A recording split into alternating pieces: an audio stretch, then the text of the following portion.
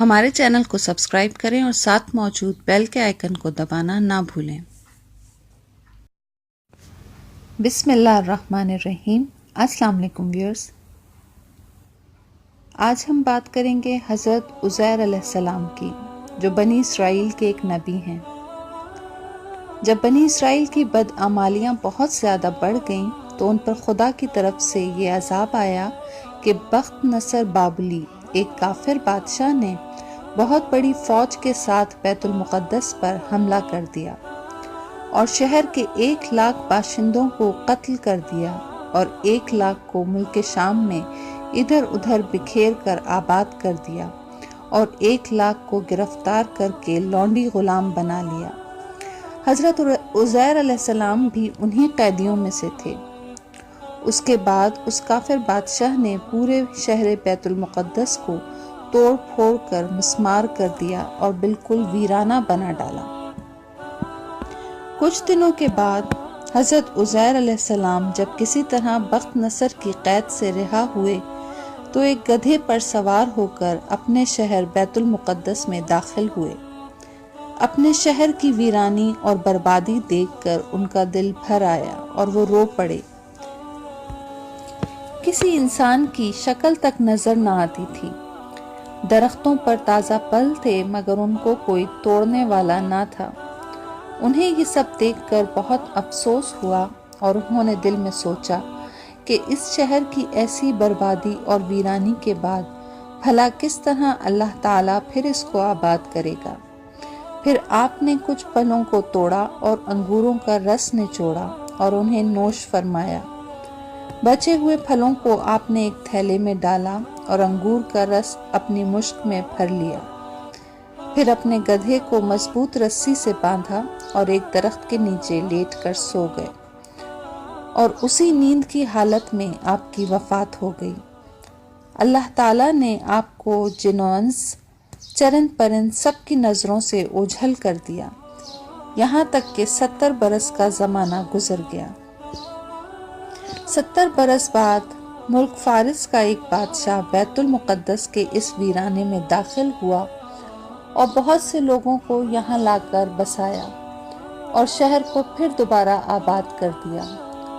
ان لوگوں نے شہر کو پہلے سے بھی زیادہ بارونق اور خوبصورت بنا دیا۔ جب حضرت عزیر علیہ السلام کی وفات کو 100 برس گزر گئے تو اللہ تعالیٰ نے آپ کو دوبارہ زندہ کر دیا۔ آپ نے دیکھا کہ گدھا مر چکا ہے اور اس کی گلی سڑی ہڈیاں بکھری پڑی ہیں، مگر تھیلے میں رکھے پھل اور انگوروں کا رس بالکل خراب نہیں ہوا ہے۔ آپ حیران پریشان تھے کہ آخر یہ کیا ماجرا ہے کہ آپ پر وحی اتری۔ اللہ تعالیٰ نے آپ سے دریافت فرمایا کہ اے عزیر، آپ کتنے دنوں تک یہاں رہے؟ آپ نے جواب دیا کہ میں دن بھر یا اس سے کم سوتا رہا۔ تو اللہ تعالیٰ نے فرمایا کہ نہیں اے عزیر، تم پورے 100 برس تک یہاں سوتے رہے ہو۔ اب تم ہماری قدرت کا نظارہ کرو اور دیکھو کہ تمہارے گدھے کی ہڈیاں تک گل سڑ چکی ہیں اور تمہارے کھانے پینے کی چیزوں میں کوئی بگاڑ پیدا نہیں ہوا ہے۔ اور پھر حضرت عزیر علیہ السلام نے دیکھا کہ اچانک گدھے کی بکھری ہڈیاں ایک جگہ جمع ہو کر گدھے کا ڈھانچہ تیار ہوا اور پھر اس ڈھانچے پر گوشت پوشت بھی چڑھ گیا اور گدھا زندہ ہو گیا۔ یہ دیکھ کر حضرت عزیر علیہ السلام نے بلند آواز سے یہ کہا کہ میں ایمان رکھتا ہوں کہ اللہ تعالیٰ ہر چیز پر قدرت والا ہے۔ اس کے بعد حضرت عزیر علیہ السلام شہر کا دورہ فرماتے ہوئے اس جگہ پہنچ گئے جہاں 100 برس پہلے آپ کا مکان تھا۔ تو نہ کسی نے آپ کو پہچانا نہ آپ نے کسی کو پہچانا۔ ہاں، البتہ یہ دیکھا کہ ایک بہت ہی بوڑھی اور اپاہج عورت مکان کے پاس بیٹھی ہوئی ہے جس نے اپنے بچپن میں حضرت عزیر علیہ السلام کو دیکھا تھا۔ آپ نے اس سے پوچھا کہ کیا یہی عزیر کا مکان ہے؟ تو اس نے کہا جی ہاں۔ پھر بڑھیا نے کہا کہ عزیر کا کیا ذکر ہے، اس کو تو 100 برس ہو گئے ہیں، وہ بالکل ہی لاپتہ ہو چکے ہیں۔ یہ کہہ کر بڑھیا رونے لگی۔ تو آپ نے فرمایا کہ اے بڑھیا، میں ہی عزیر ہوں۔ مجھ کو اللہ تعالیٰ نے 100 برس مردہ رکھا، پھر مجھ کو زندہ فرما دیا ہے اور میں اپنے گھر آ گیا ہوں۔ تو بڑھیا نے کہا کہ حضرت عزیر تو ایسے باکمال تھے کہ ان کی ہر دعا مقبول ہوتی تھی۔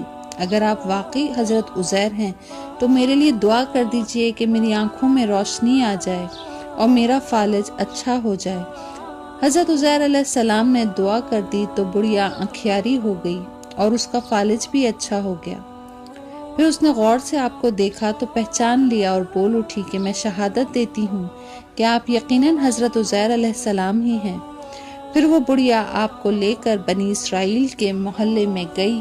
اتفاق سے وہ سب لوگ ایک مجلس میں جمع تھے اور آپ کے چند پوتے بھی تھے جو سب بوڑھے ہو چکے تھے۔ بڑھیا نے مجلس میں شہادت دی اور اعلان کیا کہ اے لوگو، بلا شبہ یہ حضرت عزیر ہی ہیں، مگر کسی نے بھی بڑھیا کی بات کو صحیح نہ مانا۔ اتنے میں ان کے لڑکے نے کہا کہ میرے باپ کے کاندھوں کے درمیان ایک کالے رنگ کا مسا تھا جو چاند کی شکل کا تھا۔ چنانچہ آپ نے اپنا کرتا اتار کر دکھایا تو وہ مسا موجود تھا۔ پھر لوگوں نے کہا کہ حضرت عزیر کو توریت زبانی یاد تھی، اگر آپ عزیر ہیں تو زبانی توریت پڑھ کے سنائیے۔ آپ نے بغیر کسی جھجک کے فوراً پوری توریت پڑھ کر سنا دی۔ بخت نصر بادشاہ نے بیت المقدس کو تباہ کرتے وقت 40,000 توریت کے عالموں کو چن چن کر قتل کر دیا تھا، اور توریت کی کوئی جلد بھی اس نے زمین پر باقی نہیں چھوڑی تھی۔ اب یہ سوال پیدا ہوا کہ حضرت عزیر نے توریت صحیح پڑھی ہے یا نہیں۔ تو ایک آدمی نے کہا کہ میں نے اپنے باپ سے سنا ہے کہ جس دن ہم لوگوں کو بخت نصر نے گرفتار کیا تھا، اس دن ایک ویرانے میں ایک انگور کی بیل کی جڑ میں توریت کی ایک جلد دفن کر دی گئی تھی۔ اگر تم لوگ میرے دادا کے انگور کی جگہ کی نشاندہی کر دو تو میں توریت کی ایک جلد برآمد کر دوں گا۔ اس وقت پتہ چل جائے گا کہ حضرت عزیر نے جو توریت پڑھی ہے وہ صحیح ہے یا نہیں۔ چنانچہ لوگوں نے تلاش کر کے اور زمین کھود کر توریت کی جلد نکال لی تو وہ حرف بحرف حضرت عزیر کی زبانی یاد کی ہوئی توریت کے مطابق تھی۔ یہ عجیب و غریب اور حیرت انگیز ماجرا دیکھ کر سب لوگوں نے ایک زبان ہو کر یہ کہنا شروع کر دیا کہ بے شک حضرت عزیر علیہ السلام ہی ہیں اور یقیناً یہ خدا کے بیٹے ہیں۔ چنانچہ اسی دن سے یہ غلط اور مشرکانہ عقیدہ یہودیوں میں پھیل گیا کہ معاذ اللہ حضرت عزیر علیہ السلام خدا کے بیٹے ہیں۔ چنانچہ آج تک دنیا بھر کے یہودی اس باطل عقیدے پر جمے ہوئے ہیں کہ حضرت عزیر علیہ السلام خدا کے بیٹے ہیں، معاذ اللہ۔ ویورز، اگر آپ کو ہماری ویڈیو اچھی لگے تو ہمارے چینل کو سبسکرائب کریں اور ہمارے ویڈیو کو لائک اور شیئر کرنا نہ بھولیں۔